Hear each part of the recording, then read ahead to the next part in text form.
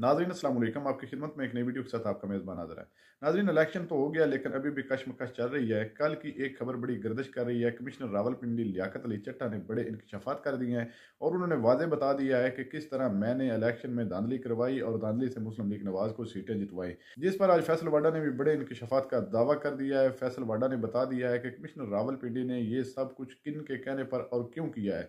नाज़रीन, वीडियो बड़ी कमाल की है, वीडियो मुलाहिज़ा फरमाएं, फिर इस पर मुकम्मल तफसील आपके सामने रखते हैं। अब ये देखना है कि सारे जो लीडर हैं एक्सपायर्ड ये एक कंटेनर के ऊपर होंगे या उसके अंदर बंद होंगे। तो ताज कांटों का ताज पहना नहीं रहा कोई उनको। नून लीग को कांटों के ताज पे सब मिलके बिठा रहे हैं।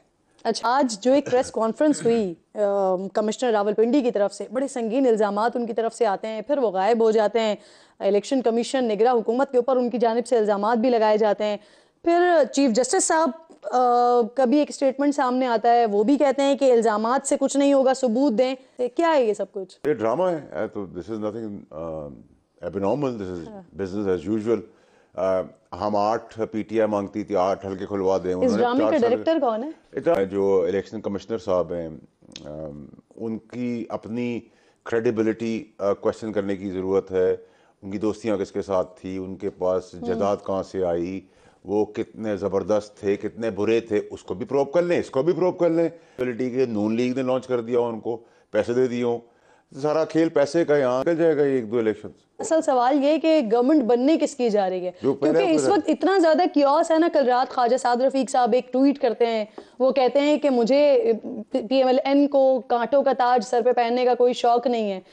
PTI के जो आज़ाद उम्मीदवार हैं वो आए आगे और आके हुकूमत बनाए। तो ताज कांटों का ताज पहना नहीं रहा कोई उनको। नून लीग को कांटों के ताज पे सब मिलके बिठा रहे हैं। अच्छा, तो फर्क होता है। हाँ। कांटों के ताज को पहनना और उस पर बैठने में बड़ा फर्क है। तो कोलिशन की गवर्नमेंट है, PDM 2 है, और क्या कहते हैं, जरदारी साहब जो हैं या पीपल्स पार्टी जो है वो आईनी ओहदे ले लेगी। और आईनी ओहदे लेने के बाद शायद इतनी परसेंटेज अगर उनको ये समझ में आ जाए कि 1.5 साल चल जाएगी, तो वजारतों लेने में कोई कबात नहीं होगी किसी को। फिर आपने एक मौलाना साहब का भी खेल देख लिया, तो मौलाना साहब का भी खेल ये कि उनको उनकी विशेष के हिसाब से रिजल्ट नहीं आए।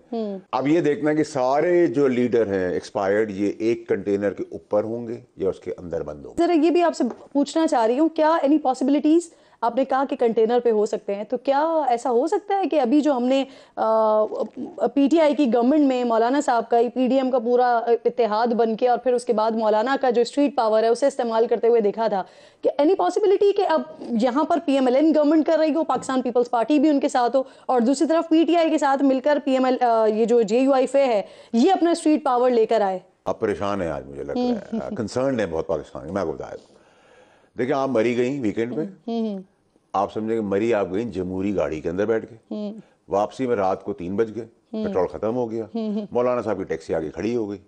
उन्होंने कहा भाई मैं आपकी जगह का फायदा उठाऊंगा, आप मजबूर हैं, आपको 500 रुपये किराए की जगह 5000 किराया देना है। आपने कहा मैं इतनी मजबूर हूँ, 7000 ले लो। उसने कहा नहीं, आप 7000 देने को तो 15000 दे दो। वो जमहूरी गाड़ी के किराए का सेटिंग हो जाएगी, जमहूरी जनाजा उस गाड़ी में चलना शुरू हो जाएगा और थोड़े दिन बाद वो पहाड़ी से गिर जाएगी, और फिर नई इलेक्शन आएंगे, नई पौध आएगी, नई कौम देखेगी। नए इलेक्शंस कब तक आएंगे? देखिए मुआवजा अगर आपका हो गया, मेरा तज्जिया है, अल्लाह की मदद आ गई, कोलेशन चल गई, इनमें कोई आपस में झगड़े नहीं पड़े, क्योंकि तो ज़रा सा धक्का देंगे तो वो हिलेंगे, ठीक है, तो वो थोड़ा छोड़ेंगे फिर खींच लेंगे। तो इस पोजीशन के अंदर 1.25 साल 1.5 साल, बहुत कोई अल्लाह ताला की मदद आ गई तो 1.5-2 साल हो जाएगा, लेकिन मैं नहीं समझता कि उधर तक हम जा रहे हैं। काम या अफरा तफरी के लिए, वाकई से फैलाने के लिए कोई साजिश की गई है? देखिए ये कोई नॉर्मल आदमी एक्सेप्ट कर सकता है कि 10 दिन के बाद, भाई आप 10 मिनट बाद होता, 10 घंटे बाद होता, तब भी मान लेते हैं। आप 10 दिन बाद कह रहे हैं मेरा ज़मीर जाग गया है, और खुदकुशी भी आज ही सुबह। अच्छा, खुदकुशी भी मसला ये हमारे मुल्क के अंदर ना, चाहे वो आदमी हो या औरतें हो, हर बार कहती हैं खुदकुशी कर रही हैं, करती कोई नहीं है। मैंने जितने भी किस्से अपनी जिंदगी में बड़े होते सुना, नहीं खुदकुशी नहीं खुदकुशी करे भाई, नहीं हराम तो है ना भाई, इतने बड़े दावे ना करें ना।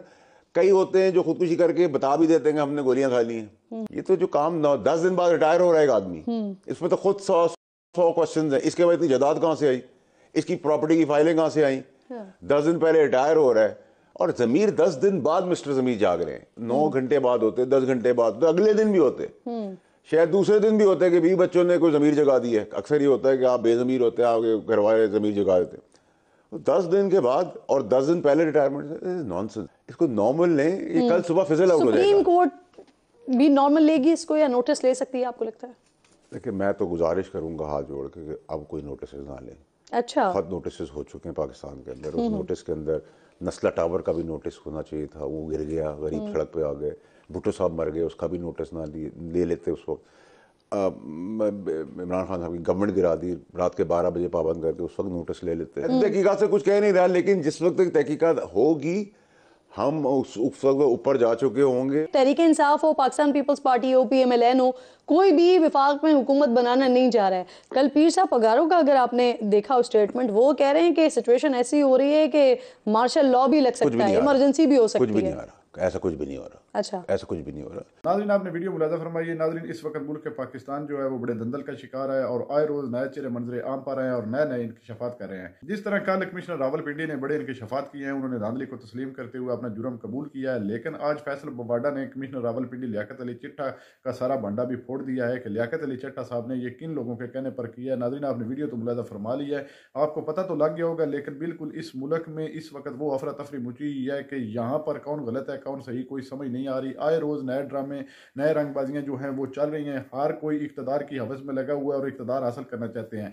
और इस पर जो अवलीन जमात है वो है PMLN, वो किसी तरह भी इक़्तिदार हासिल करना चाहती है और इक़्तिदार हासिल करने के लिए वो किसी हद तक भी जा सकती है। जिस तरह फैसल वाडा ने बता दिया है कि मुस्लिम लीग नवाज से इस इलेक्शन कमिश्नर रावलपिंडी ने पैसे वसूल किए हैं, बिल्कुल ये बात भी मानी जा सकती है कि पैसे लेने के बाद इसने PTI के हक में तो बयान दे दिया है, मैंने PTI के जीते हुए लोगों को हरवा कर मुस्लिम लीग नवाज के लोगों को जितवाया। ये इसने बातें तस्लीम कर ली हैं। लेकिन ये भी दूसरी जानब लग रहा है फैसल वाडो की बातों से कि पैसे लेकर इन्होंने ये इल्ज़ामात नून लीग पर डाल दिए हैं और फिर जब इसकी तहकीकात की जाएगी तो तहकीकात में ये बंदा जो है झूठा करार दिया जाएगा और इस झूठ की वजह से PMLN समझती है कि हम मकबूल हो जाएंगे, अवाम की नज़रों में हम जो है वो सरखरू हो जाएंगे और PTI जो है वो ज़मीन दोज हो जाएगी।